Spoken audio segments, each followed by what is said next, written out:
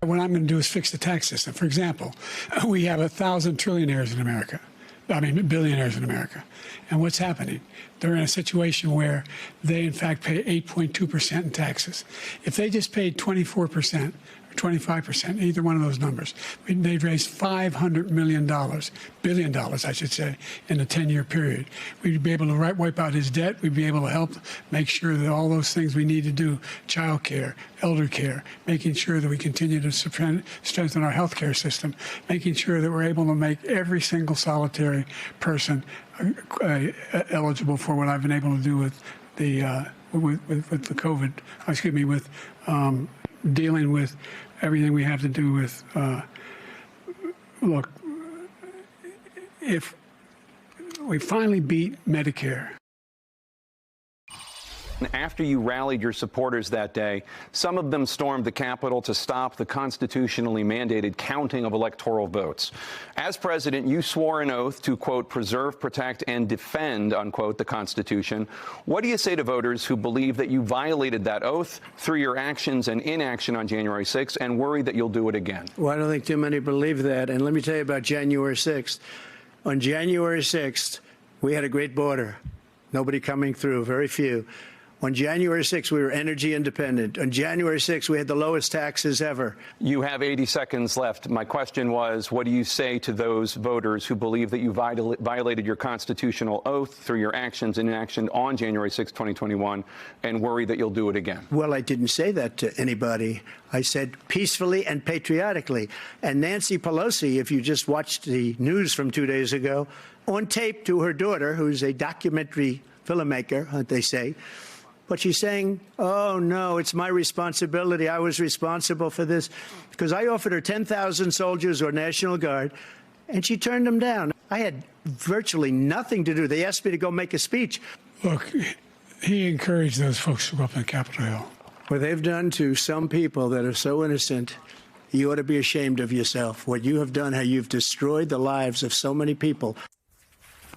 All right, two moments that in many ways defined last night's debate. Donald Trump's performance included his usual stream of grievances, along with many false and misleading claims. However, as you saw in that first clip, the debate was particularly rough for President Biden.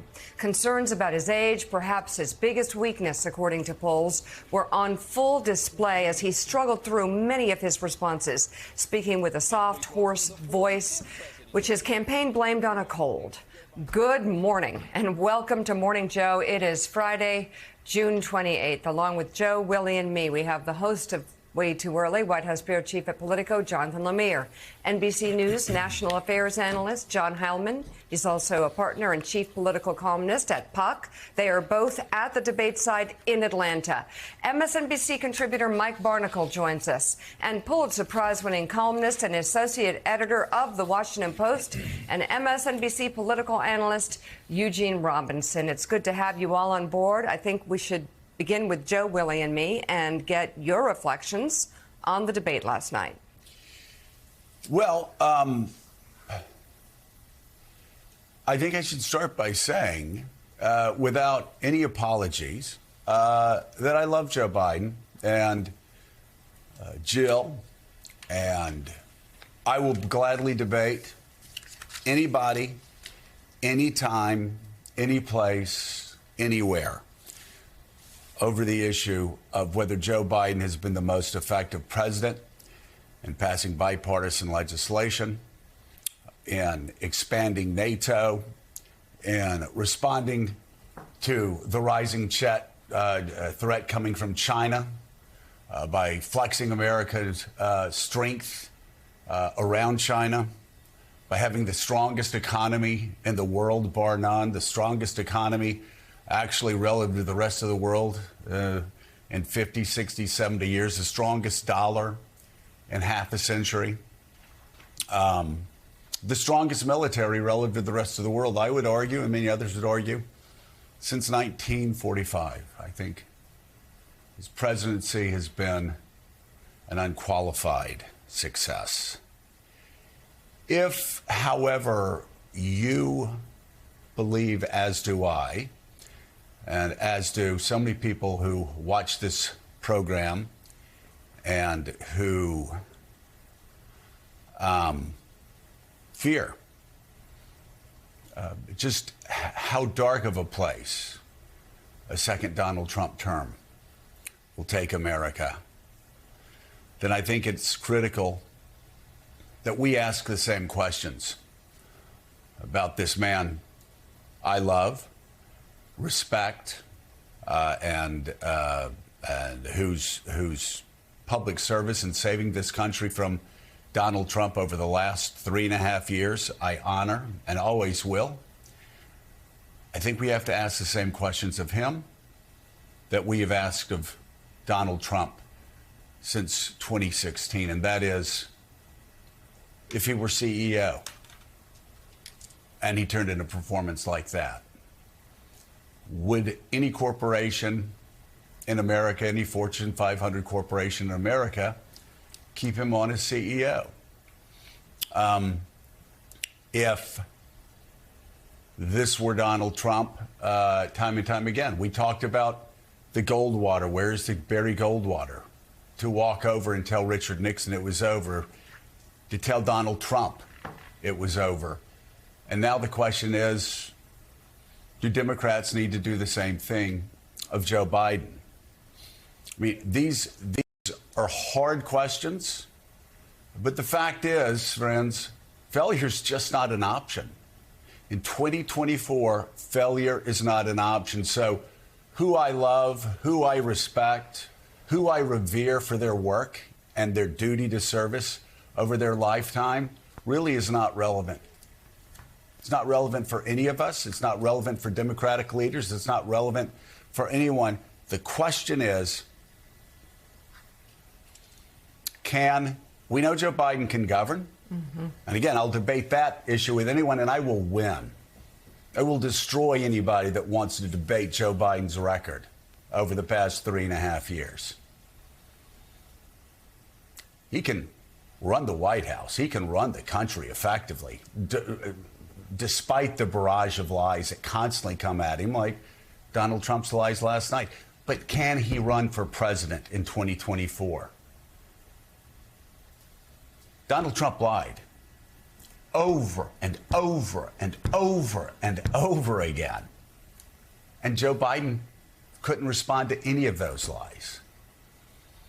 In fact, as the New York Times said, he spent much of the night with his mouth agape and his eyes darting back and forth.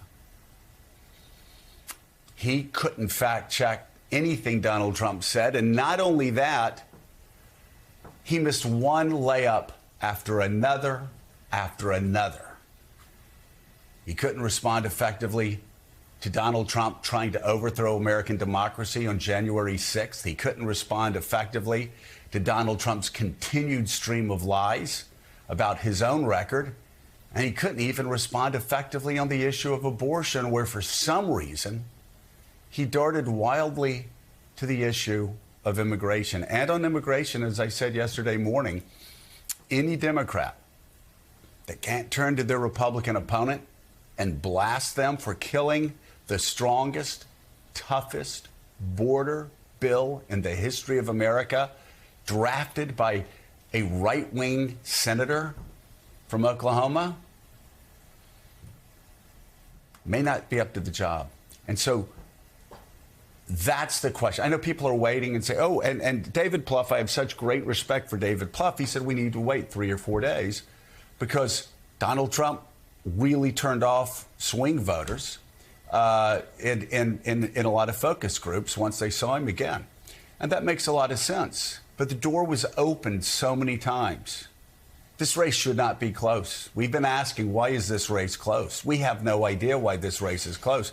We saw last night why this race has been close and why I fear Donald Trump will be the next president of the United States unless things change. And I will say, Mika, the one thing that I know that you believe it may have been because he was sick, and I'm open to that fact, because I'll just say, as I've said on the show, I spent 3 hours with this man, maybe back in March. 3 hours, cogent, on top of the issues, on top of every issue around the world.